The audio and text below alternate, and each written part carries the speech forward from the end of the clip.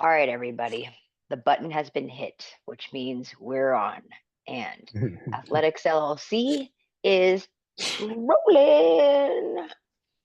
Welcome, welcome, welcome, everybody. New week. And we're calling him a guest this week because he's in the spotlight. So, a familiar face, one that's been on the tiles a couple times. But because he's the feature, we have, I'm going to throw it in there just because it's the honorary, but Sir Michael Holloway. That's so weird to say out loud. Yeah. Like, that's weird. Might want to keep that one to yourself. Yeah, I'm going to go ahead and let that be the only time that happens. Yeah. Sorry. Does No anyone offense. does anyone know his middle name? Yes. Dwayne. I was going to say it starts Dwayne. with the D. Okay. Why do you out him like that? That's just not nice. It's a long-standing joke, actually. I know, but anyways. I wasn't even outing him. That's Yeah, he looks like someone a on Dwayne. his staff. Or from my perspective, somebody on his staff started that. I feel like DEI wouldn't approve of that statement, sir. Lord. I'm just kidding. Why? Well, in these current times, what is this DEI you speak of? Yes. Okay, we're not going to do that tonight. At least I don't think we are anyway. Yeah, no, we are not. Since I'm a guest, I'm at your mercy. So yeah. We will not delve, neither will we dissolve. We will not. We will not devolve either. There you go. We will only evolve. Yes. We will listen and we will not talk about judging. Yeah. All right. Well, let me make my rounds. Governor, how are you today, sir? Trying to, make peace with the fact that in the state of Texas, within a month, you're going from frigid to sunny to now my bones are cold because it's wet. Like all the same, we move on. I think we got 70s all through next week. On the horizon. Just in time because my kids are miserable. That 3 weeks of winter is over. Yes, exactly. I agree. So close yet so far.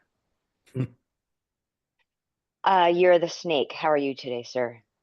I'm really good. I've been looking forward to this show for a little while.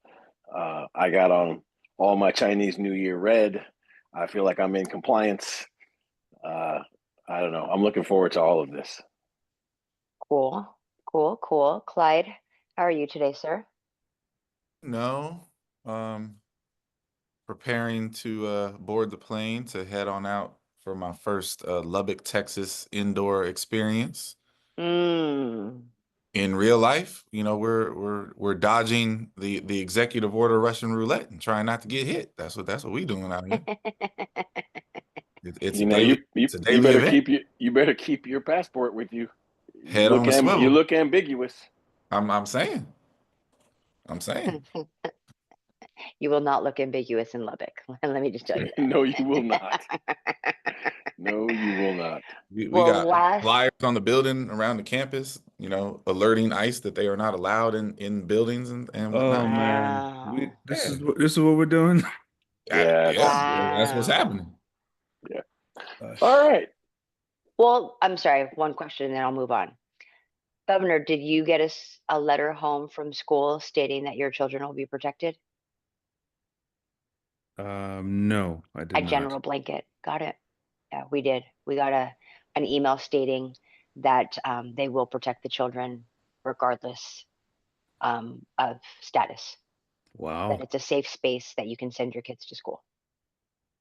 Okay. Yeah. I think it's a little double-edged, I'm not going to lie, but that's okay. Yeah. Too. So anyhow, our guest, the feature child tonight is Mouse. But we are going to aim questions at him to peel back the layers, and so he will be less intimidating to those out there who keep calling him intimidating. He's not. Because he's not. That's just silly. So they just need to see him around kids, like children. Then they would know he's not intimidating. He is a gigantic softie. I absolutely am. Man pulls money out of his pocket so fast. See, why you're just outing people left and right. Sheesh. Because that's a beautiful piece of golden gossip. People need to understand that dude right there is one of the greatest godfathers on the planet. Touche. Well, it's funny because it's not even a handshake. It's just, here you go. Exactly.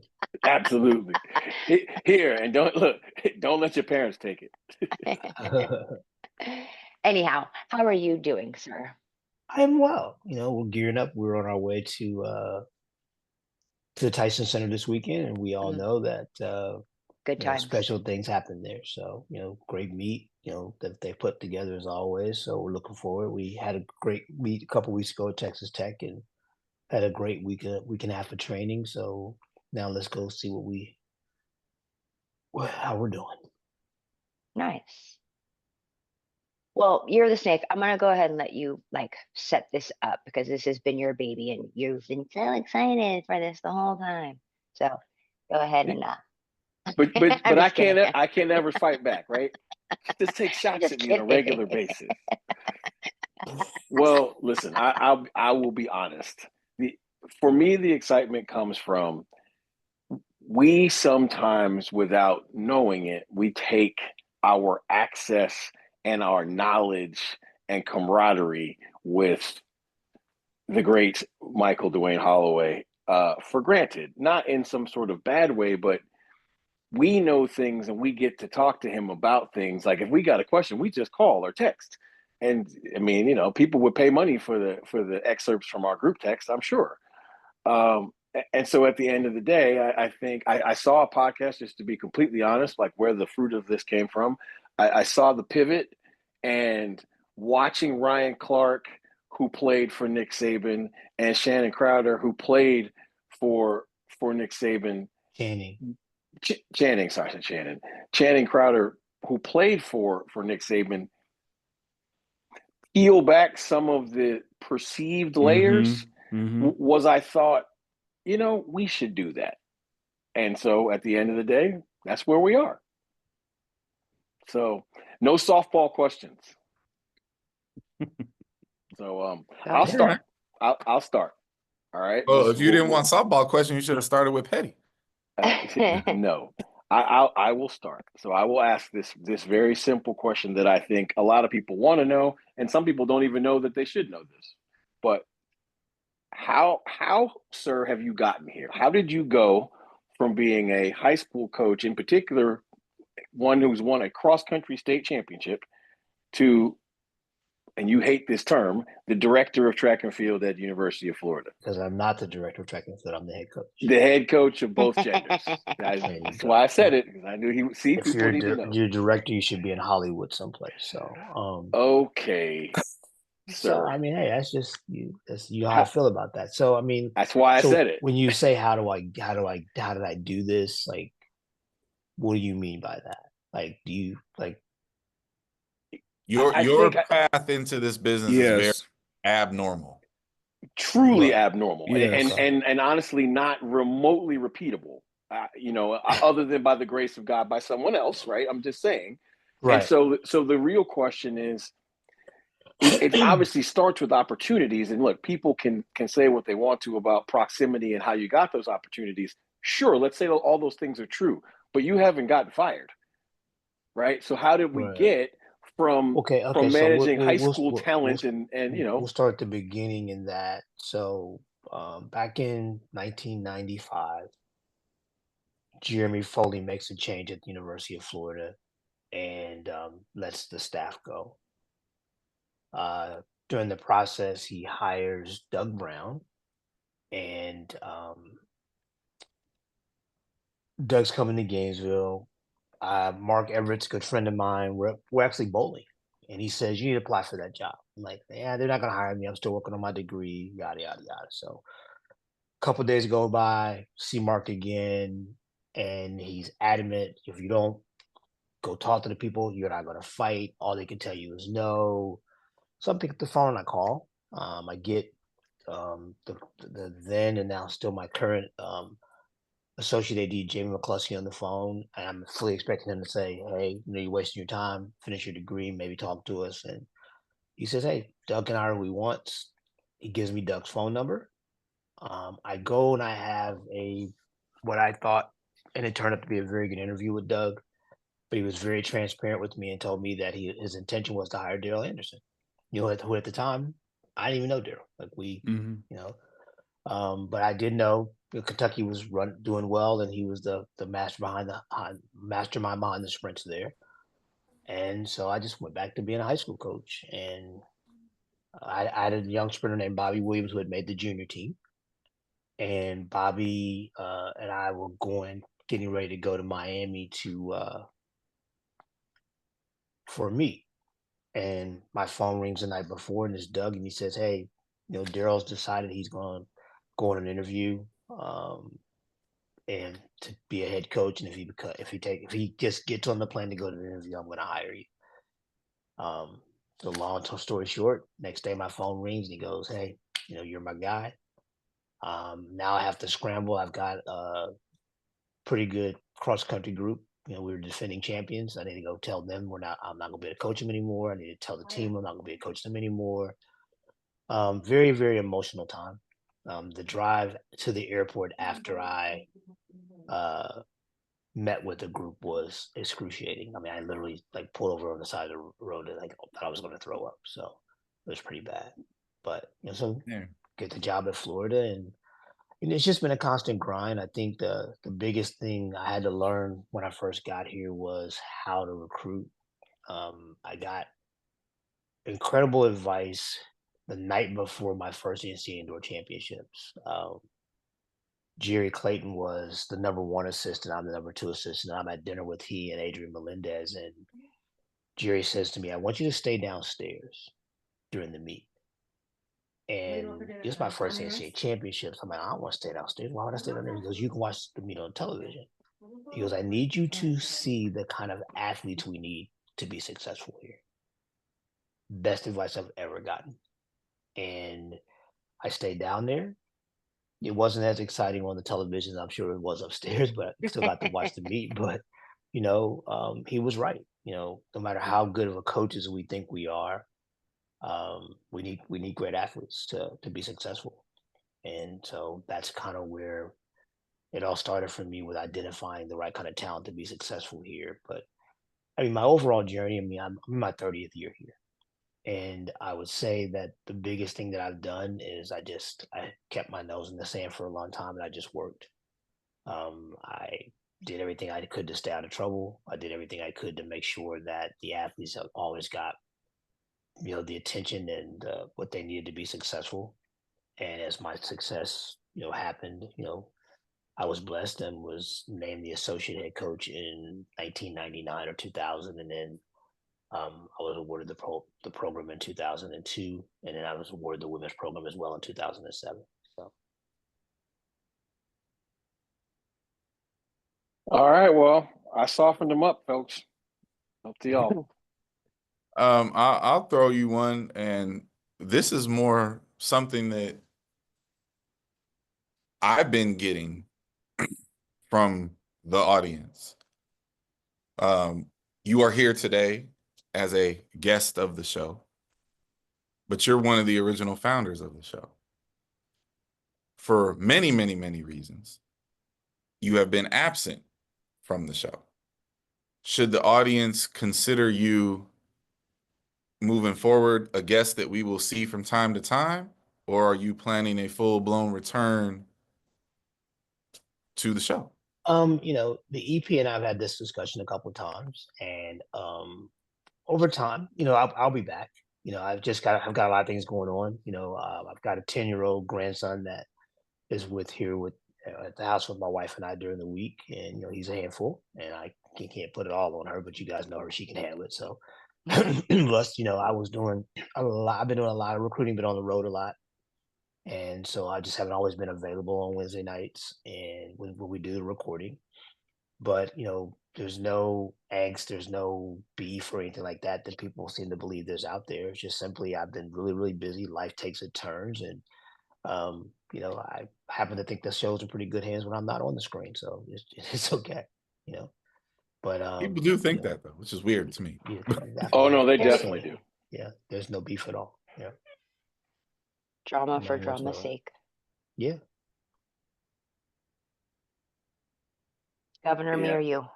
You go ahead. Okay. So in many people's career, they can pinpoint the time when the chapter turned, when they became who they are now. Did that happen for you? And if it did, when was the moment? Oh man, I mean, I think Or even the circumstance? right. So if I go back and if I pinpoint it, I'll go back to my high school career, and it was a meet, the Bob Hayes Invitational, and they give these monstrous trophies, like they're like 4 or 5, 6 foot tall. It's crazy, The right? black So top track. Black top. yes, Mm-hmm. so Right. everybody wants the trophy, so you get your team ready for the Bob Hayes and to get the trophies. And so for years, we were great at Bob Hayes and not so good at the state meet.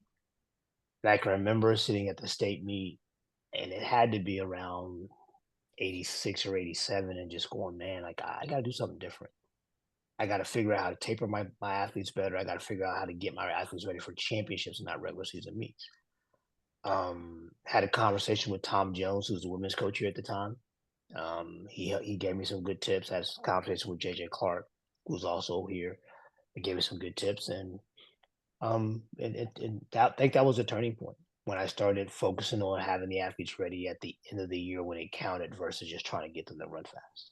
You know, and I've carried that philosophy. I had one of my assistants asked me about the taper that I use. I'm like, I've been using that taper since the the early '90s at Buell's High School. Mm. Same taper. So I think that was the turning point for me, is when I turned my focus from running fast to running fast when it counted. Even when I got to the University of Florida, there were times early on in my career we just weren't good at the national meet. And instead of digging my heels in the sand and blaming the athletes, I went back and I did a deep dive into the strength training, into the training, into the travel, everything that we did to try to figure out what we were doing wrong. And we've got a formula that's worked pretty well for us so far. So this is interesting for me because I feel like I was there at a very, very interesting time in your career. Mhm. And I've two it's a two-part question. Number one, Okay. um, how long did it take you to solidify the mouse philosophy when it comes to training? Mhm. And secondly, um, how long did it take you to coalesce coaching men and women Woo-hoo. together? Okay. Remember, I, Yeah. you Right. know, and Okay. and So I will preface this by wow. saying that I would not have wished on anyone what was offloaded on you. And it Mhm. was a um very sad circumstance. I mean, Tom Jones Yes. passing away and all of that. But what was dropped into your lap is something, and I don't know how many people really understand, what you Right. dealt with. But so yeah, go ahead. Right. I mean, so the mouse philosophy thing, it's ever evolving, right? I to be fully transparent and honest about it, like I developed a lot of what I do from some talks I had with Joe Walker, the former men's coach here over the Mhm. years and years ago. Um, and I think the biggest thing with that is just understanding that um you have to train all areas. So we hear about programs that do a lot of speed or do a lot of endurance or do a lot of this or that. And what's evolved for me over the years is I think the biggest reason why we're successful is because we rest.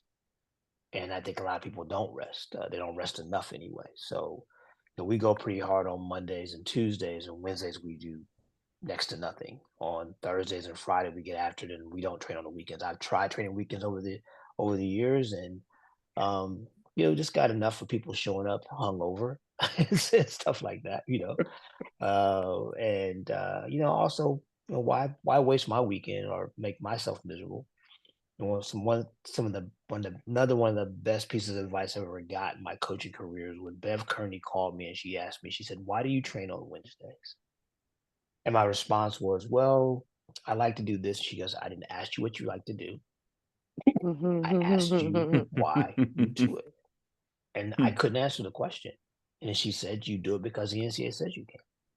Because the NCAA says you can train for 6 days as long as you have 1 day off.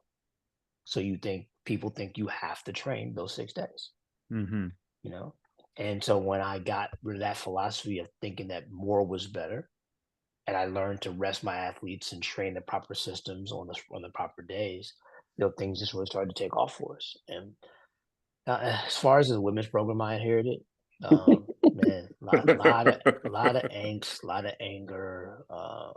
Coach Jones, and rightfully so, was well loved by a lot of people. And I had people talking to me as if I killed Tom Jones. People accusing me of wanting this job, and that I was glad that he was gone. It was hard. During the process of them talking about combining the programs, the comments I got, that people calling and telling people that I wasn't worthy of the job, and and in full transparency, we were not very good those couple years with the men. And I was going through some stuff personally in my life, and I just wasn't getting done. And when I met with Jeremy about combining the programs, he asked me, he said, "Are you worried about your men's program?" And I very quickly told him no. After a few minutes, he asked me again. I was like, "Jeremy, clearly you are. And I'm not telling you shouldn't be, because we're not very good right now. But I'm the same guy that just led us to 4 national runner-up finishes, and we're going to get back there. And I just need you to trust me to do that, whether you combine the programs or not." And he trusted me, but we inherited a mess. We had some pieces. There was some, Mariam and Charlotte and people like that were here, and Evelyn Deckers, Shar Proctor was on the team. So there were some good girls here, but it was a very, very fragile shell, is what I'll call Yes. it. Yeah. And and a lot of the girls that were left here were angry, and they took their anger out on me. One girl stood on the track one day and screamed at me, "You killed my coach." I was like, "Wow." Oof. Yeah, man. Yeah, That's a man, lot. it was bad. It was bad. Wow. Yeah, it was bad. So, Yeah, I remember those days. yep, Yep. We had a lot of conversations. Never a dull day. never, never. Wow. So I have another inquiring minds want to know. Okay. It's very difficult to achieve greatness at a place and stay at a place, because inevitably what seems to happen is other people value you more than the people who currently have your services. That seems to happen pretty much everywhere. I will not be disrespectful and name any of the schools, but you have had the opportunity to be courted by a few schools over the years, and not courted like, "Hey, you're one of the people," but more so, "You're the guy if you want to come here."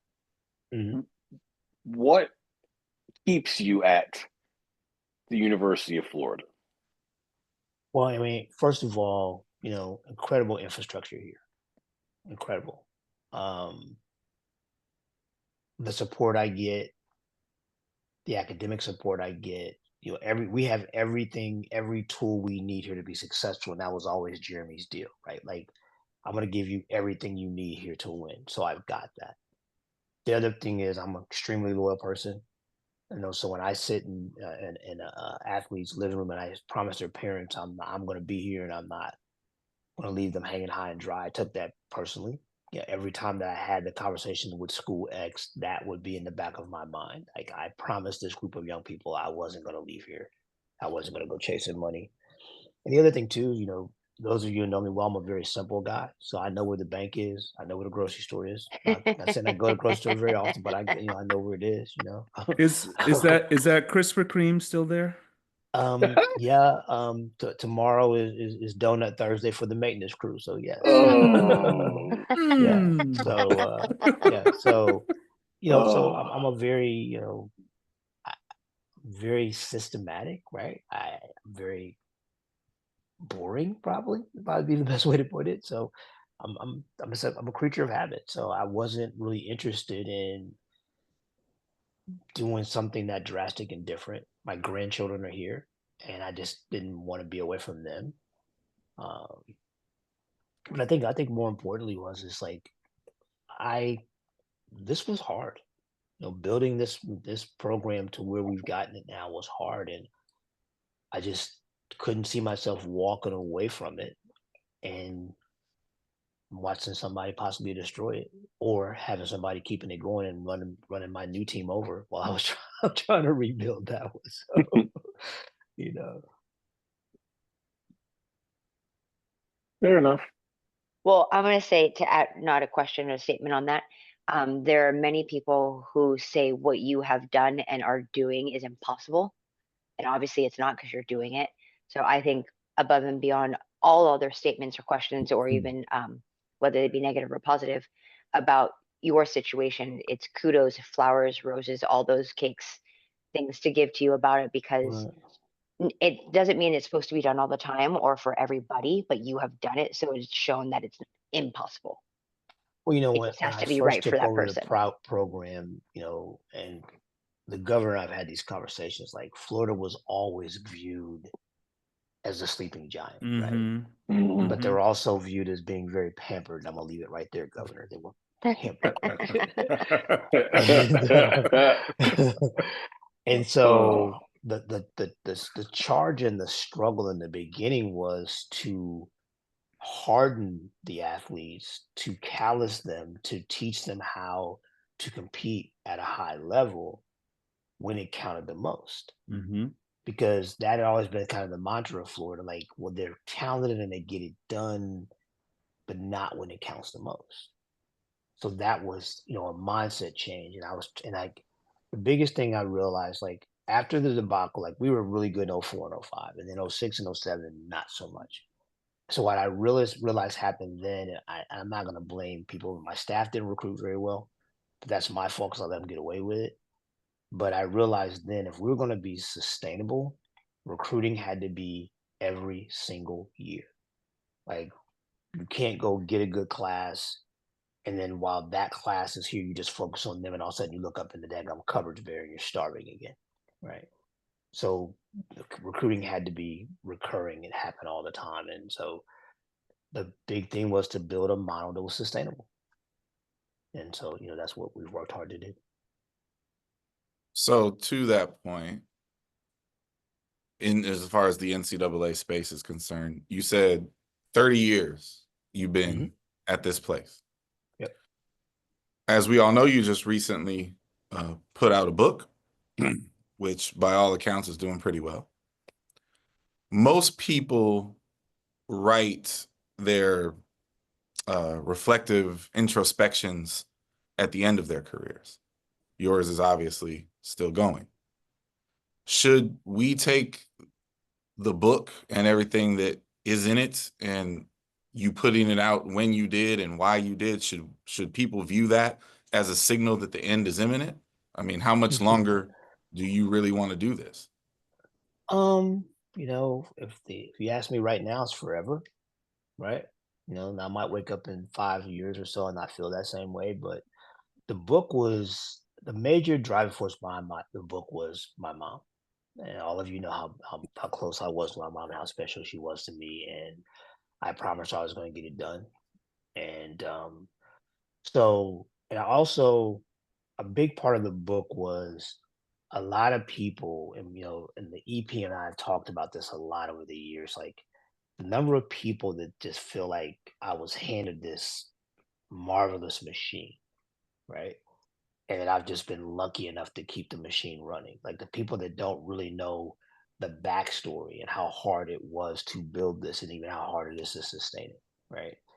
I wanted people to know that story. I wanted people to know that there was a struggle, but there is a path to success if you're willing to fight for it. That was the biggest reason. There's in no means a signal that my career is coming to an end. I'm as motivated, if not more so, than I've been in a long time. DP laughed at me. I got back from Paris, and he called me, and he said, "What are you doing?" I'm sitting at my desk. We suck. We got to get better. And so he thought I had lost my mind, but that was just me motivating myself. But no, sir, I'm not going anywhere. There's no plans for me to go anywhere. I just want to make sure that as long as I have this job, that I'm doing everything in my power to keep us relevant and challenging for titles every year.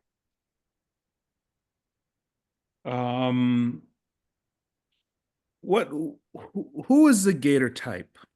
What is it, whether it's you're in someone's household or whether they're on your campus on a visit, what is it that resonates with you that says that's the kid? See, I want the athlete that's not afraid to compete. See, if I go to a competition and I watch an athlete run and they shy away from the big moment, that's not the athlete to come here, right? I want the athlete, regardless of numbers. Exactly.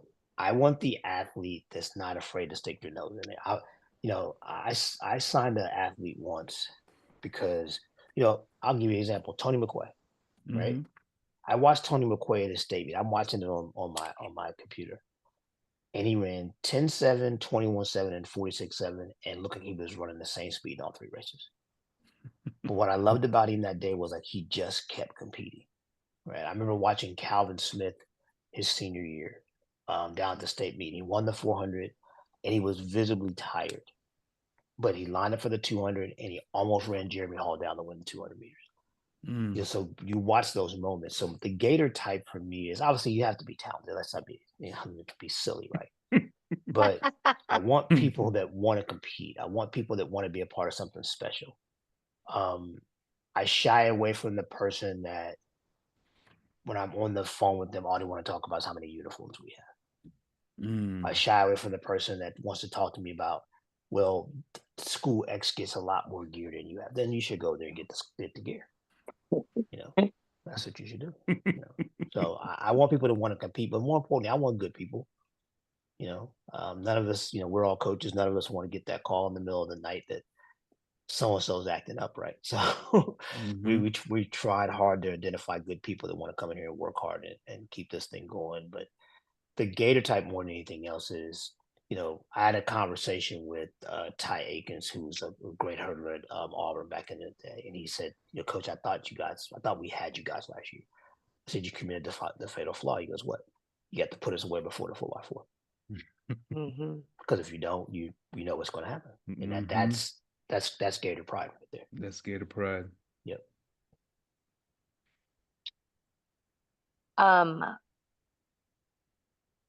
Regarding track, can you identify a very vulnerable moment that you've had as a coach? Or you just feel, whether it's exposed or just like equipped, whatever. 2007, Sacramento, California. I'm at the top of the stands, and those stands are big, and we're bad. I mean, we were 34th that year, and I'm sitting there, and that's like the stadium's empty. I'm sitting there by myself, and I'm pissed, and I don't know what to say. I don't know what to do. I'm just sitting there. I'm like, this. I can't keep doing this. We have to get better. The EP walks up to me, and he goes, "What are you doing?" And I'm like, "I'm just sitting here." He goes, you can't sit here all night. You got to go home. I was like, I know, but I don't want to go right now. And he says, come on, man, you're going to be okay. I said, I know I'm going to be fine, but I need a minute. He goes, no, you need to get up now. Like, you've been sitting here too long. So I stand up and I have a stopwatch in my hand. And I just turn around and I throw it as far as I can out to the parking lot. And he said, "Why did you do that?" I was like, "I have no idea. That stop that watch did nothing to me." Right? So, Because it at was that lying to me. moment, and yeah, that moment, I was just, and I realized as I sat there that I had people around me that they just wanted a job. They didn't want to be great. They didn't want to be successful. They just wanted a paycheck, and that just wasn't who I was. So immediately, I had to get things turned around, and and like you guys know, that's a long walk down those stairs, Mhm. right? And and so the Praying that you whole way don't fall. down, yeah, exactly, and the whole way down, I'm Oh, just like, this, I'm never gonna feel like this again. That was the thing. But like I'm at the very, very, very top, just sitting there. My team didn't know where I was. Nobody knew where I was. I mean, I don't even know where my cell phone was, so I'm not sure what was going on. That was the most vulnerable moment for me in my collegiate career. Um, and then somehow magically, a month and a half later, I'm the combined head coach at Florida. So, With the stopwatch. yeah, I'm just glad it didn't hit somebody's car. So, I can I imagine in the just parking lot somebody just went like that. exactly, yeah. I just want to say for the record, as he was throwing the stopwatch into the parking lot, my brain is thinking, I am going to remember this and remind him of this. For the stopwatch hadn't hit the ground yet, and I was like, "Yep, I'm keeping this Yeah, one." it's just, I was just distraught. But I remember telling him when we were walking down the stairs, I said, "This will never happen again." And Oh, fortunately, it never has. So. that poor stopwatch. I'm waiting for somebody to actually have found it and like bring it to you one day to have you autograph it or something. Yeah, I think it probably, as high as that stadium was, it probably Oh, shattered into that pieces. stopwatch And is in stuff. 3,000 pieces for sure. Yeah. Oh man. I've got a question. Um, Another two-part question. What is the busiest year that you've ever had? Like it just didn't seem to end. And secondly, how do you decompress? Okay, so I don't think that 2024 is over yet. Right? I mean, it's like it just never stopped, right? It just rolled on and on. I mean, like you go through indoors. I'm at and part of it's me, my schedule. Like I'm at the USA indoor meet, and then you get outdoors, and I'm in Hmm. Atlanta, and I'm here, and I'm there, and then we're in Paris, and we get back from Paris, and we go on vacation for a few days, and then we come back, and I'm recruiting, and like how many times have you guys text me? I'm like, guys, I'm on the road tonight, so like Yeah. Yeah. so it's like I remember when the clock struck New Year's this year. I'm like, man, I'm glad 2024 is over, but it doesn't seem like it Hmm. ever ended. Right? It Yeah. just rolled on and on and on, and Yeah. so that's the year that seemed like it never ended. What was the second part of the question again? How does Michael Holloway decompress? I will tell you that something that helped me decompress in 2024 was the book. Taking time to write the book and editing it and all that stuff. And the other thing is all you guys know, and a lot of audience knows I love to bowl, right? My Hmm. bowling is my safe place. Both of the bowling houses where I go, everybody's, most of the people are very respectful of, that being my safe place, and they don't talk to me about track and field. They don't, there's a couple of knuckleheads always want to talk to me about football. I'm like, hey, not the football coach. I can't help you, but let's just all pray that they get it together so we can keep the money flowing through here, right? But Right. I think the biggest thing is that I've just always been able to find that safe space in bowling, and help. I'll be honest with you, the LLC's been a safe place for me for the last for a while as well. And I Hmm. just you guys know me. A big thing for me is I just got to be able to be me, right? If I can just be relaxed and happy, and and that's you alluded to me with children. That's why I love children so much, because they're innocent, and they're yeah, they're not full of the nonsense yet. So that's why I love children so much. But then my decompression, like I said, was writing a book, going bowling, spending time with my family, spending time with you guys, and just being in spaces where I could just relax and be Mouse or be Mike Holloway and not be Coach Mike Holloway. Can I interject a question because it's related to the topic right now? Sure.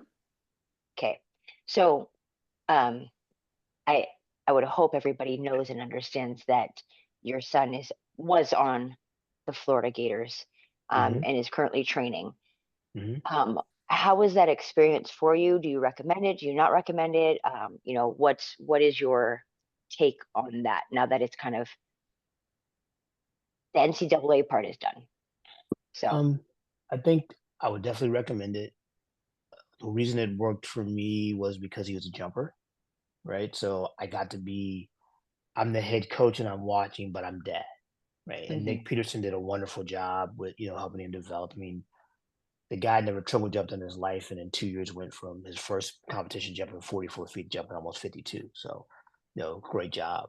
And you know, we think there's more there, but I think the biggest thing is being able to see your child every day. Whether he was happy or whether he was struggling or whatever was going on, I was able to be there to help him. You know, it was also always a good time for me to come home and say, "Hey, I saw MJ today. Did you?" You know, so oh, I can only imagine the face that you got shot when you did that. exactly. Yeah.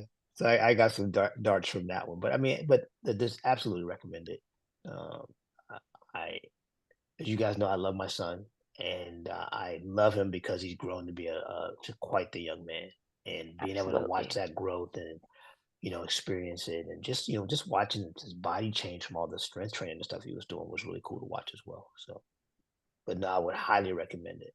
Highly recommend it. If you all have not seen, there's a Florida Gator clip of MJ being mic'd up at practice, and it is A1 top notch. It is actually one of my favorite videos.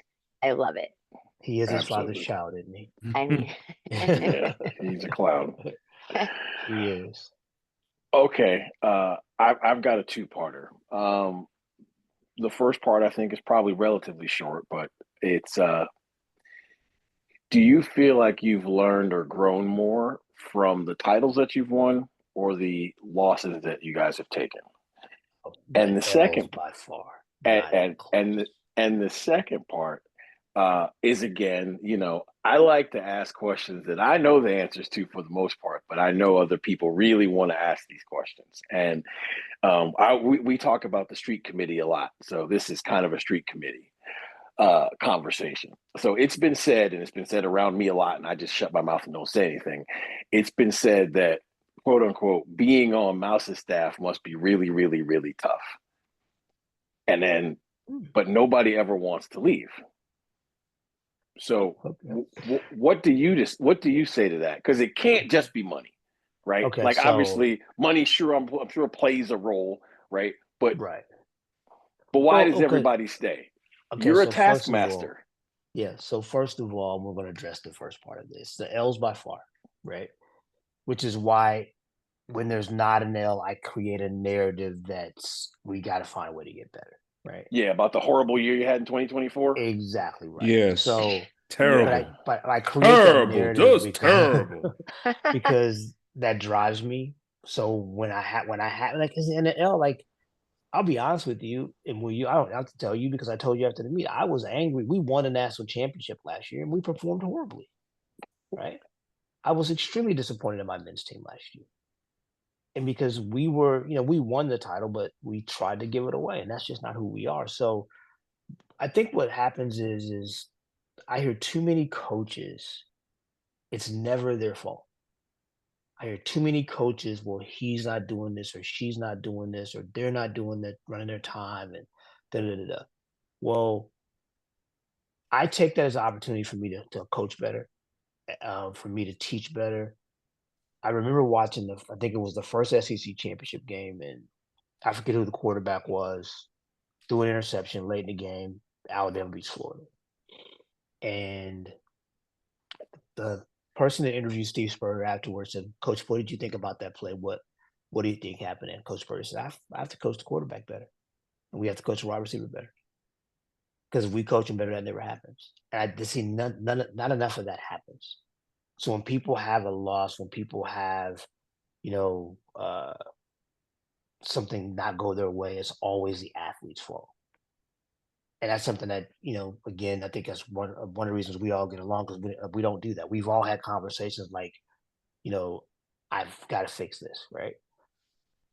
So the L's are definitely, so for those internet coaches, for the street committee that think that I'm this tyrant and I'm hard to work for and people only stay here because of money, it's laughable. All you'd have to do is watch my staff and I from afar. We're a family.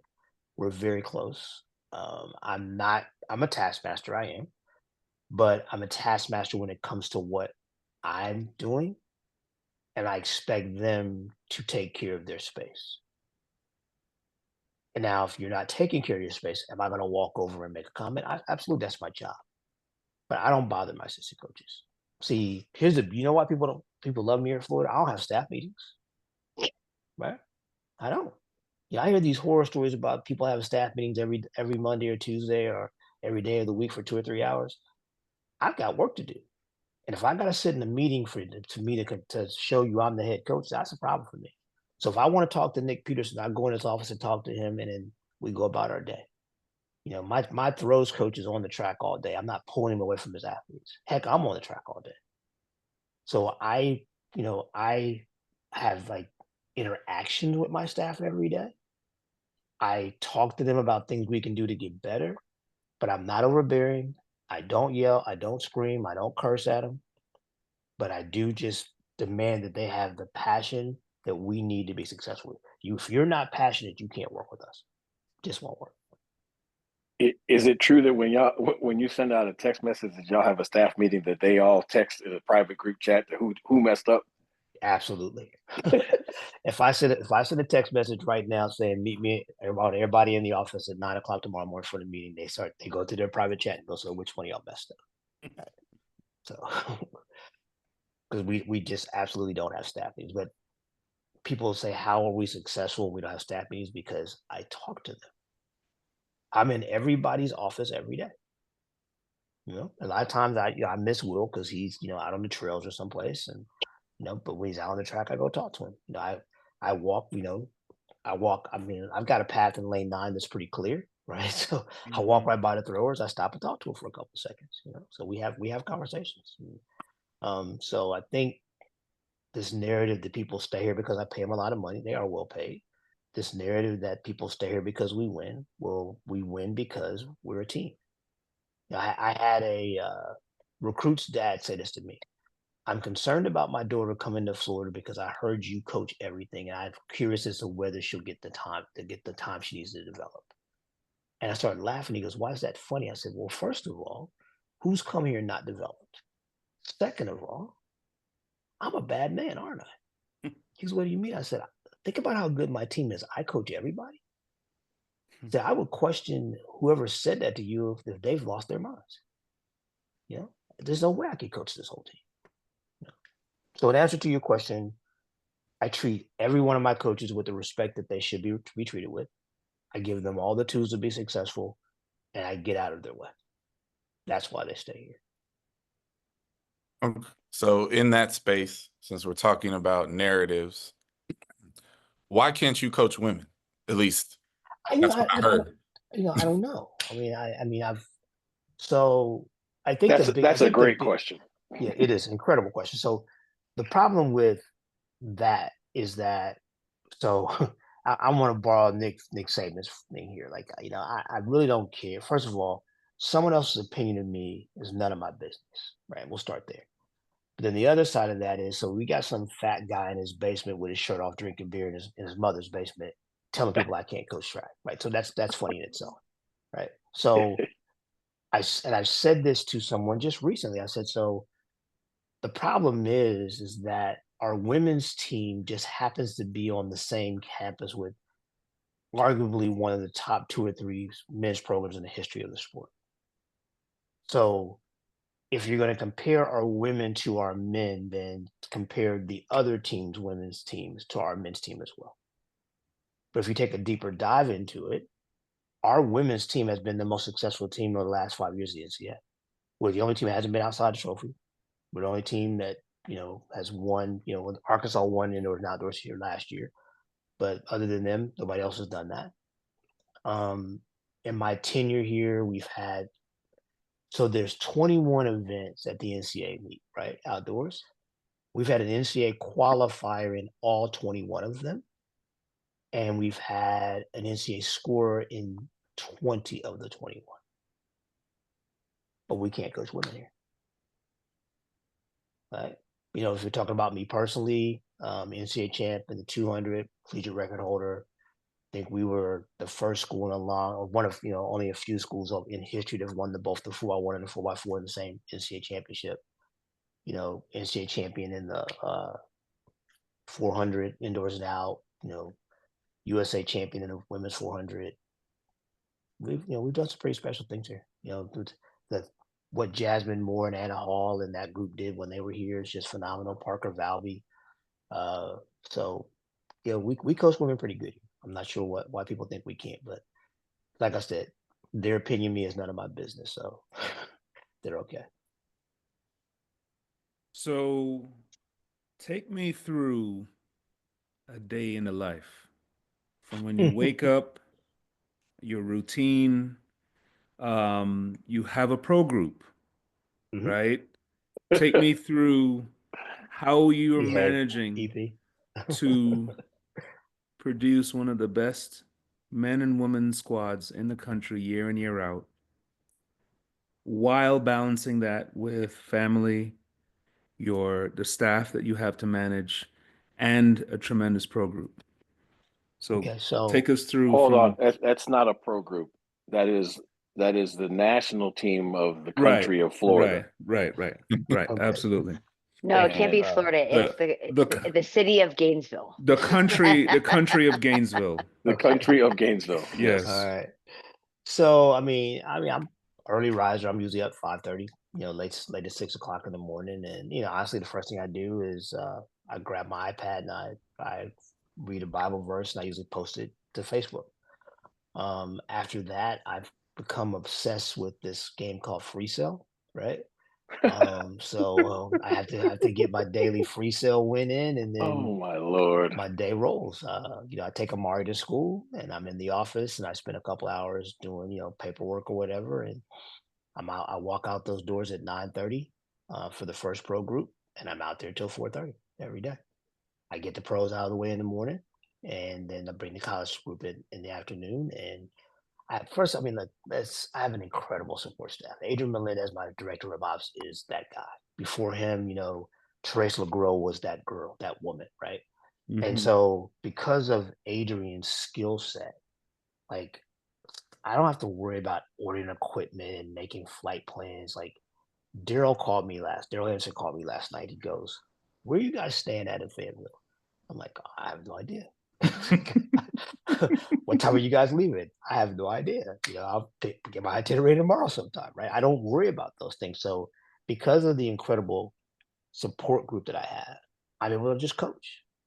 So, and everybody gets undivided attention. Like our groups, let's say we have 7 male sprinters. They're never on the track at the same time. Mm-hmm. The only group where all the people are together is the hurdlers, because it's a rhythm thing and they need to push each other. But we never have the whole team out there at the same time. Like our pros are usually done by 11:30. They have 12:15, and the first college group doesn't come out till 12:30. Sometimes there's a group at 12, but we just have a great staff, man. It's phenomenal staff, and so and we challenge them. I get the whole pro group together about once a week, once every week and a half, and we have a discussion about progression. We have talk about being locked in. We have talks about them holding each other accountable. Because if you look at the group, who wants to be? There's got to be a slug in the group, but who wants to be the slug, right? Mm-hmm. If you're coming out here every day and you're with this group of people, if you're not trying to be the best in the world at what you're doing, why are you here? Mm-hmm. And we talk about that. We talk about that. You had to be there and watch Jasmine Moore evolve as a world-class jumper last year. Mm-hmm. Like, she was determined from day one. And, we've talked about this. Jasmine spends time in the fall with me as we're trying to improve her sprint mechanics. But like, Jasmine is locked in. Anna is locked in. Grant, Ariane, they're all locked in. So it makes my job easier because, my day just flows. Everybody I work with throughout the day is somebody that wants to be great. So it makes my job easier. So one of the things that I've taken from my time spent with you, and I have never seen it replicated anywhere that I've been to, but the pre-preparation before you walk out of your office,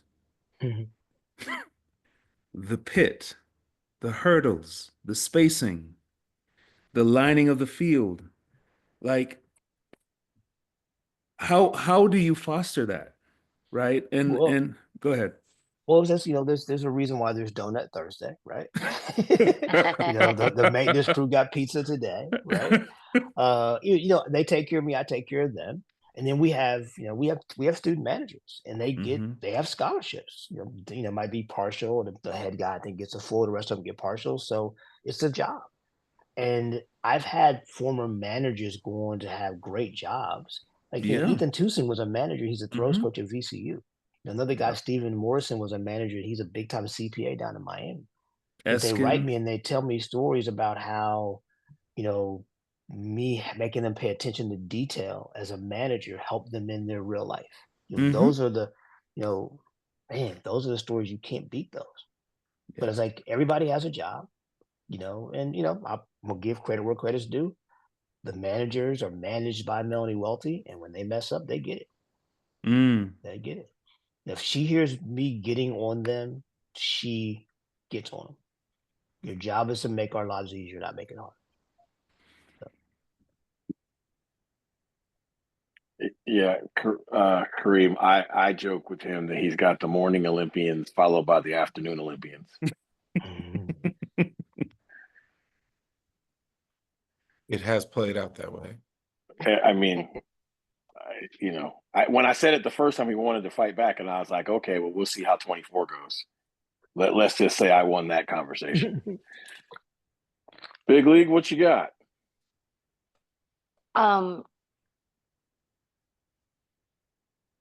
Maybe.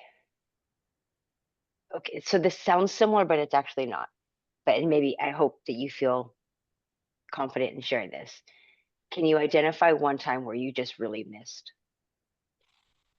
Oh man, yeah. Hmm. Yeah. 2016 indoors. I didn't miss. I whiffed. I fell over in the batter's box. I stumbled around like a drunk man in the dark. It was just awful. I mean, like, we go to the meet. The women are ranked number one. The men are ranked in the top three, and we just crashed. It was just awful. And to this day, I couldn't tell you what happened if I wanted to. I can make up something. I mean, it was just bad. And I mean, like, if it could happen, it did. And it wasn't like, it was one of those situations where the entire team just had a bad meet. Like, everybody was just bad. And I can remember when I got back to campus, like, someone was like, "What was wrong with your kids?" I'm like, "Nothing. It had to be me." Because there's no way all of them run bad and it's their fault. It has to be my fault. I had to figure out what we did wrong. And then we get outdoors and we go to the conference meet outdoors, and it happened again. Mm.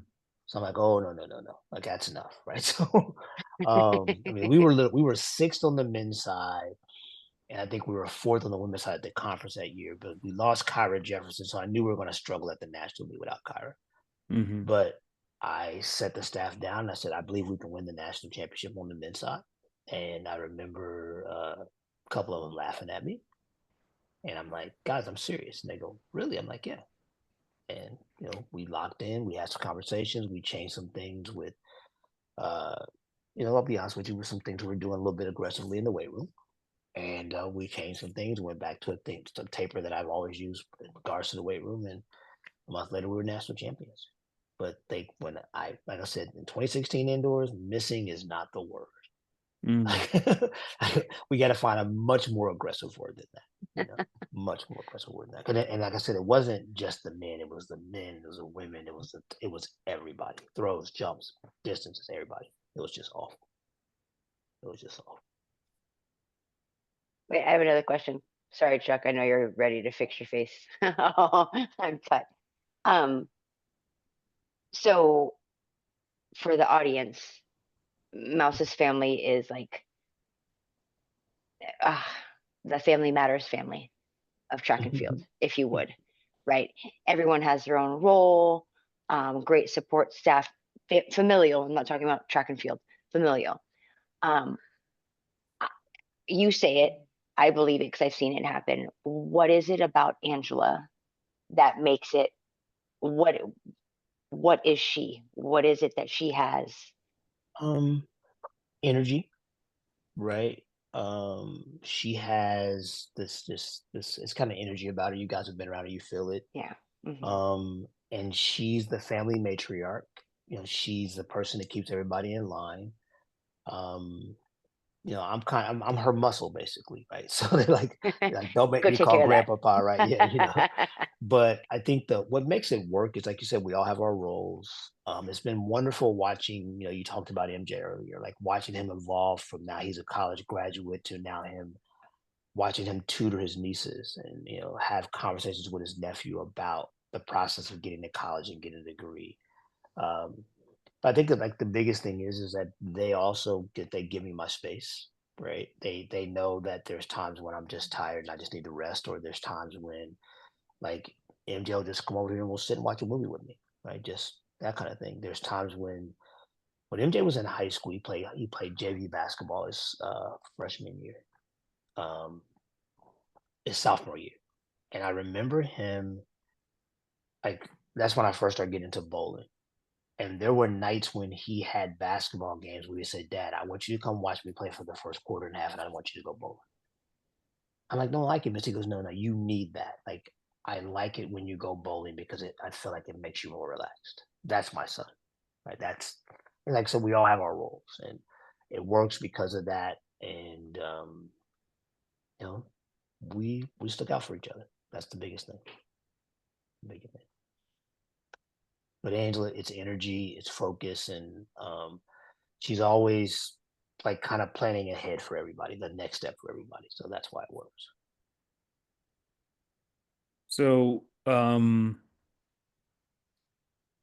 based on where you came from to where you are now, is there a success story that will resonate with you for the rest of your life? And it doesn't matter if it was a walk-on, it doesn't matter if it was, a highly touted kid that has no confidence or whatever. What would you say, if you had to, or give us an example of one of the best success stories that you've ever been a part of, like a part of the journey? Okay, may I give you two? Go ahead. Okay. So first one, my first year here, we were told we can have walk-ons. I'm a high school coach. I don't know what a walk-on is. Like, so they come over and they fill out this paperwork. They get 2 weeks, and after the end of the 2 weeks, you can cut them, but they only get 2 weeks. So young man comes out, 2 weeks is up, and he just showed up every day in practice, never said a word, just worked hard every day. So comes time, they got to make a decision, and I go to Coach Brown. I'm like, so what do I do? Like, how do I do this? He goes, give him some kind of a time trial. He's quarter mile. So you know me, 320, or as we've called it back then, a 352. Mm-hmm. So the young man takes off and he's flying. He's never run this fast in practice before, so I don't know where this came from. Right. So he gets there, and the curve line for the mile start is on all of our tracks, right? He stops there, and I say, no, keep going. He ran 37.5. I was like, whoa, we might have something here. So the young man's name is Gerald Clairville. His mother called him Bobby, so we started calling him Bobby G. To this day, we don't have no idea what Bobby meant, why she called him Bobby. He said he ran 49.5 in high school, but all we found was 50 flat. His last year here, he ran 45.74. And made it to the NCAA championships, and he also qualified for Haiti to represent Haiti in the Olympic Games. The other one was Omar Craddock. And this has nothing to do, like, obviously phenomenal athlete. Omar Craddock was the angriest human being I ever met in my life when he got here. He must have gotten a fight once or twice a week when he first got here. We had some very intense conversations. When I would try to talk to him, he would bark at me, and you know me, I'm gonna bark back. Mm-hmm. Omar's senior year, we sat in the stands before meets and read Bible scriptures together. You know, he's a married man, very devout, very devout about his religion and his path, and just super proud of that guy. Because Omar was a guy we thought might end up in jail because he never backed down from a fight, ever. He would look at people and go, "These things are real." You know, so yeah, so those are probably the two biggest ones right there. You know, obviously there's a lot of people that had great success here, and I've watched them do things, but those are the two that stick out the most. I'm gonna give a shout out to Year of the Snake's favorite guy, Chris Carswell. So yeah, who came out of high school, he ran 15:18 in high school, he ran 13:75 here. So So you currently sit on the throne at the top of our profession. You've been there for a while. What means the most to you about the future of the profession? I just want to continue to help people become better people.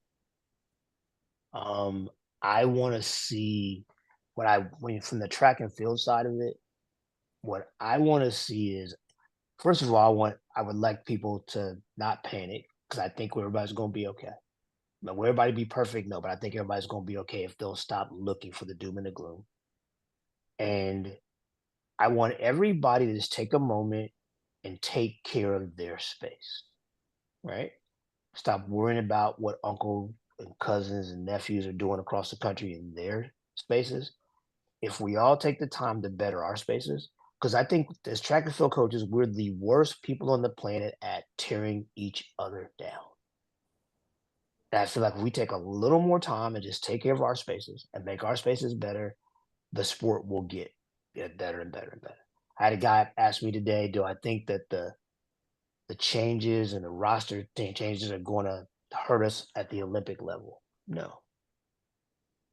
I believe in my heart that it's going to give people opportunities at lower levels. And you know this because you've been at a lower level. There are really good coaches in some of these schools. And so now the talent pool that goes to some of those quote unquote smaller schools is going to be better. I mean, think about it. There's a lot of Trevor Bassett's running around out there. Mm-hmm. They just got to get the right places. And sometimes the Trevor Bassett's of the world don't become Trevor Bassett if they're at a big school, because they don't get the time and the attention they needed to become Trevor Bassett. You know, so what I'd like to see is, a better support system for us, for each other. I like to see people acknowledge people better when they're doing a good job. And, my favorite thing to say here lately is, when we're viewing other people's success, let's learn to be curious and not judgmental. Because in our sport, as soon as somebody runs fast or jumps far or throws far, well, they must be on drugs. And look, we know we've had problems in our sport with that. Like, we can't overlook that either, right? But I don't think we should immediately go to that narrative, in my opinion. Yeah, enough of all this kumbaya, softity soft. What is, you're the coach, the men's all-time Gator 4x1 in order, and what is the women's all-time Gator 4x4 in order? Oh, man. Yeah, see, we weren't going to be nice to you all night. Okay, so, I mean, I don't know if there's a world that Joe Fomble is not the anchor leg, so we'll just eliminate that one right away, right? There's also not a world where Grant Holloway is not on third. Now we got problems. You Now we took the got low that. hanging fruit. Those Yeah, two were yeah, I easy. did. I mean, for my money, the best leadoff man I've ever had is Antoine Wright, right? But it's hard not to run Jeff Demps up there, right? So, uh, so I'm gonna get back to that one. And man, down the backstretch, jeez.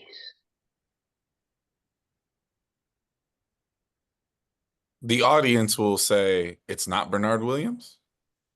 I was getting ready to say Bernard Williams. Because here's the problem. Like, okay, so you got Bernard Williams, who has to go there, right?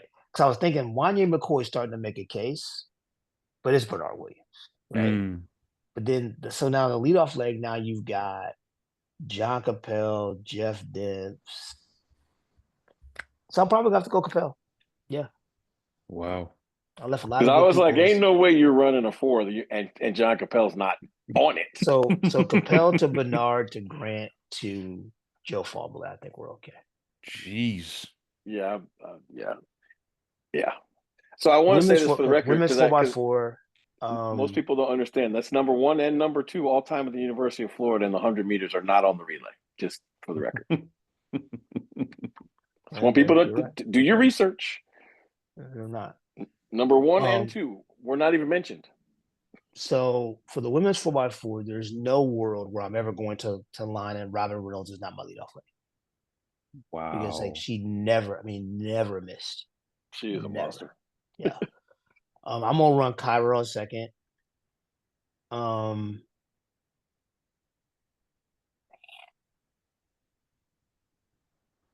This gets interesting.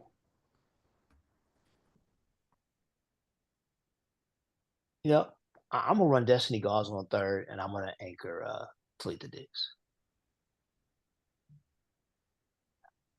Because Destiny was another one, like with a stick in her. She was phenomenal, period. But with a stick in her hand, she never let us down. Yeah. The 4x1 is always the hard one. Jeez. Look, like I said, I had to share with the rest of the world. You just put together a 4x1 that every single person who sees that group will be like, yeah, they're not losing to anybody. Yeah, and Chuck named the Allison one on second leg, right? Yeah. So because I see him every day and I see what he's involving into, my brain was like struggling between Bernard and Wanye. But then Bernard ran one of the fastest legs ever back there. Now obviously, Wanye's got a chance, but right now it's Bernard. It's Bernard. Yeah, because you could put together a relay team that doesn't involve any of those 4 people that would still be really, really, really, really good.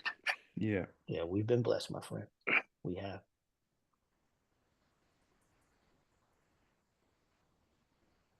Oh, are we out of questions? No, I've plenty. I could go. I wasn't going to steal steal all. I just asked one, so I was passing the baton. Governor. My question is, to now one of the the unspoken truths about being successful as a sprint power in the NCAA is the ability to have an athlete or to have a group of athletes that can run everything from the 60 to the 400.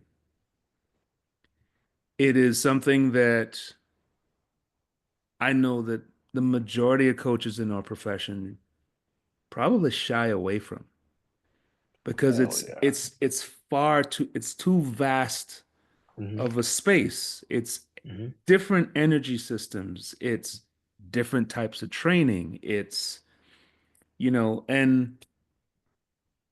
the coaches that are there at the dance year in, year out, it's plain and simple. If you have the chess pieces that can give you a 4x1 that can win the meet, that can double back if you need them in the 4x4, you are way ahead of the game. So I guess the question is, obviously it's something you're looking for at you know, on the recruiting trail, right? But now that kid is in your care. How are you bridging that gap? How do you do it? Well, I mean, I think you touched on this energy systems, right? Um, and because of the competitive nature of the program, because of the history of the program, we talk about the history. We talk about Gator Pride. We talk about the Gator Standard. Um, when you were talking, I realized that not one member of the school record holding 4x1 was on the 4x1 I named. So that's how good that is. Um, but I think the biggest thing, Kareem, is that, it's an expectation. Mm-hmm. And when you sign to come here, before you sign to come here, we talk about that a lot. Yeah. It's not a pressure. It's just who we are. It's what we fight for. Mm-hmm. You hear the older athletes saying we don't do that. You hear people talking about, like I heard a senior tell a freshman the other day, "Hey man, just hang in there. You can in Mm-hmm. a couple of weeks you're gonna feel great." That kind of Yep. thing, right? Yep. But I think that again, we train all the energy systems. We train anaerobically. We train aerobically. We train, speed and special speed. All the level words that are out there, we Mm-hmm. call them, right? But I think the biggest thing is that we do that and we rest, and we talk about it, right? We talk about, hey, you know, we just did this 500 and this 400. Now we're going to do these 100s. The meat's on the line. We're at 100 to go. How are you going to respond, right? Mm-hmm. That kind of thing. Yeah, I know we're tired from yesterday's workout, but you're going to feel fatigued when you go to the line on Saturday after running on Mm-hmm. Friday after running on Wednesday, that kind of thing. So it's a Mindset. mindset. Yeah, Yeah. it's a mindset. Yeah.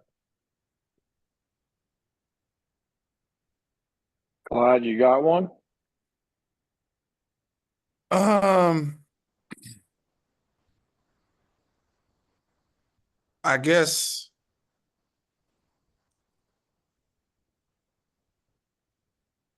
you have a various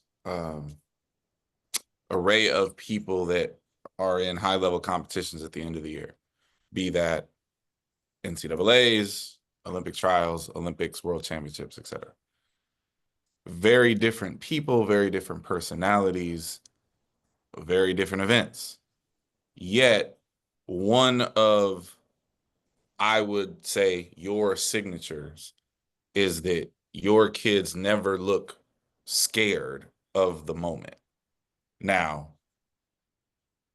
a lot of that is obviously them, but in my world, a lot of that is coaching people to that moment as well. Mm-hmm. Not that they always win, because Right. no one, Nobody always but wins. Yeah. the mentality that you arrive to the line with matters. Right. How do you get that? Again, it's something we talk about. We talk. And it's funny because I'm a big football fan, big basketball fan, big, huge John Wooden fan, right? And John Wooden would talk about situations. You hear Nick Saban talk about situations. So I view track and field as being no different. Why shouldn't we talk about, this is what you're going to feel at this point? There's going to come a time in a competition where, okay, if the meat comes down to the 4x4, we have to be ready to perform. We talk about those things. I talked to Grant about the fact that, hey, you're going to get to the Olympic Games, and we're not going to be nervous this time. See, I missed that the first time. I mean, I watched it unfold in Tokyo, and it literally happened in a matter of minutes. He did a rep, and he looked like he was going to break the world record, and the next one, it looked like he was going to run 14 flat. And I was like, what in the, and I couldn't get him out of it. So we prepped for that for 4 years, or 3 years in this case, right? So we talk about those situations. And I think too, we build an incredible trust in what they believe they can do by the workouts they do, not just with me, but with our strength coach, Matt Delancey. And they go to the line feeling like they're prepared. I think you guys, all successful coaches as well. That is a big problem in our sport when you watch an athlete, he or she go to the line and they're not prepared for what they're about to do.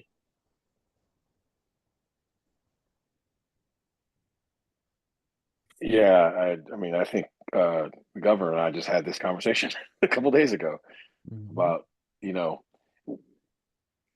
being way ahead of the people you coach, because you know where they're going, but you can't get them there, and then they're surprised that they're there. Right. Yeah. Big league.